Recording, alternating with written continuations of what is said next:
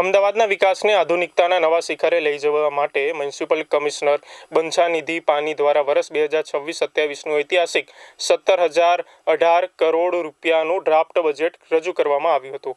Standing કમિટીની બેઠકમાં રજૂ થયેલા આ બજેટમાં શહેરના ઇન્ફ્રાસ્ટ્રક્ચર અને ટ્રાફિક સમસ્યાના ઉકેલ પર વિશેષ ધ્યાન કેન્દ્રિત કરવામાં આવ્યું હતું. બજેટની સૌથી મોટી જાહેરાત મુજબ નહેરુનગરથી ઇસ્કોન બ્રિજ સુધી 1,000 કરોડ રૂપિયાના ખર્ચે ભવ્ય એલિવેટેડ કોરિડોર બનાવવામાં આવશે. શહેરને ફાટક મુક્ત કરવાના અભિયાન હેઠળ ગેરતપુર, વટવા, વિંઝોલ, મણિનગર, સરખેજ રેલવે ક્રોસિંગ પર ફ્લાયઓવર બનાવવા 775 કરોડ રૂપિયાની જોગવાઈ કરાઈ છે.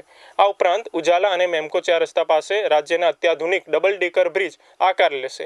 આગામી કોમનવેલ્થ ગેમ્સને ધ્યાનમાં રાખી સ્પોર્ટ્સ ઇન્ફ્રાસ્ટ્રક્ચર માટે બજેટમાં મોટું ભંડોળ ફાળવવામાં આવ્યું છે. 211 કરોડ રૂપિયાના ખર્ચે 6 નવા સ્પોર્ટ્સ કોમ્પ્લેક્સ અને મિની સ્પોર્ટ્સ કોમ્પ્લેક્સ બનાવવાની સાથે 35 નવા પ્લેગ્રાઉન્ડ, 3 સ્વિમિંગ પુલ અને 5 નવા જીમની ભેટ અમદાવાદીઓને મળશે. શહેરને ડસ્ટ ફ્રી અને પોલ્યુશન ફ્રી બનાવવા માટે પણ ખાસ પ્રોજેક્ટ્સની જાહેરાત કરવામાં આવી છે. આરોગ્ય અને શિક્ષણ ક્ષેત્રે પણ મોટી જાહેરાતો થઈ છે. મેયર પ્રતિભા જૈન દ્વારા વીએસ હોસ્પિટલ માટે 21 કરોડ રૂપિયાનું સુધારા બજેટ રજૂ કરાયું છે, જેમાં 1.62 કરોડ રૂપિયાના ખર્ચે ENT અને ગાયનેક સહિતના વિભાગો માટે નવા સાધનો ખરીદાશે. વીએસ હોસ્પિટલમાં હાલ ચાલી રહેલા રિનોવેશન બાદ પથારીઓની સંખ્યા વધારીને 500 કરવામાં આવશે. સાથોસાથ MJ લાઇબ્રેરીના આધુનિકીકરણ અને ઓડિટોરિયમના નવીનીકરણ માટે પણ કરોડોની જોગવાઈ સાથેનું 18 કરોડ રૂપિયાનું બજેટ મંજૂર કરવામાં આવ્યું છે. ગ્રંથપાલ શ્રી દ્વારા વર્ષ 2026-27 માટે રૂપિયા 17 કરોડ 1,06,000નું ડ્રાફ્ટ અંદાજપત્ર રજૂ કરવામાં આવે છે, જેમાં પુસ્તકાલય વ્યવસ્થાપક મંડળ દ્વારા રૂપિયા 1 કરોડ 35 લાખના નવીન આયોજનોનો સમાવેશ કરી અને રૂપિયા 18 કરોડ 36,06,000નું અંદાજપત્ર મંજૂર કરવામાં આવે છે.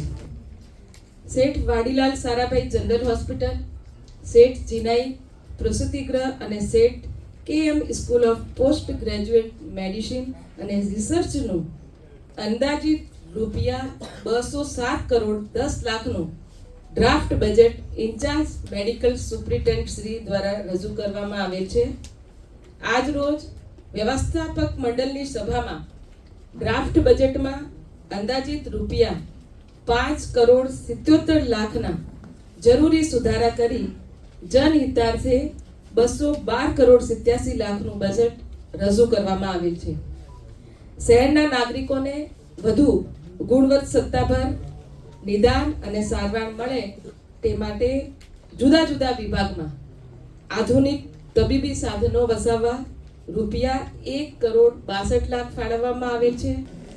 આપણા પ્રધાનમંત્રી શ્રી નરેન્દ્રભાઈ મોદીજી દ્વારા વિદ્યાર્થીઓ તથા યુવાનોમાં વાંચનના મહત્વ અંગે જાગૃતિ ફેલાય તે અર્થે ગ્રંથાલયોને અત્યાધુનિક ઇન્ફ્રાસ્ટ્રક્ચર યુક્ત કરવાની સાથે સાથે સર્જનાત્મક લેખનને વેગ આપવા માર્ગદર્શિત કરેલ છે.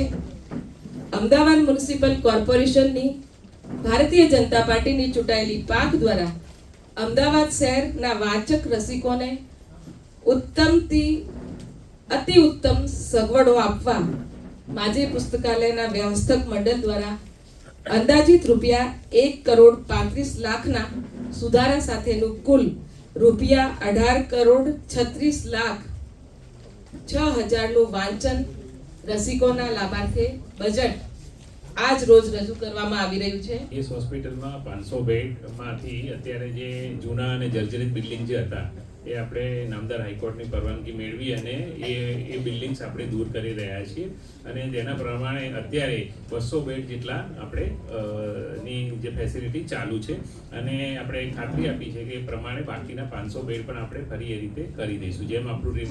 અને એ ઉપરાંત જે ચિનાઈ બિલ્ડિંગ પ્લસ આપણું જે હેરિટેજ બિલ્ડિંગ છે એના જે રિસ્ટોરેશન કરવાનું છે, રેટ્રોફિટિંગનું કામ, એ કામ પણ મંજૂર થઈ ગયું છે વ્યવસ્થાપક મંડળમાં. હવે કામ ચાલુ થશે એટલે ત્યાં પણ આપણે બેડની સુવિધા કરી અને અલ્ટિમેટલી 500 બેડ આપણે કરી દઈશું.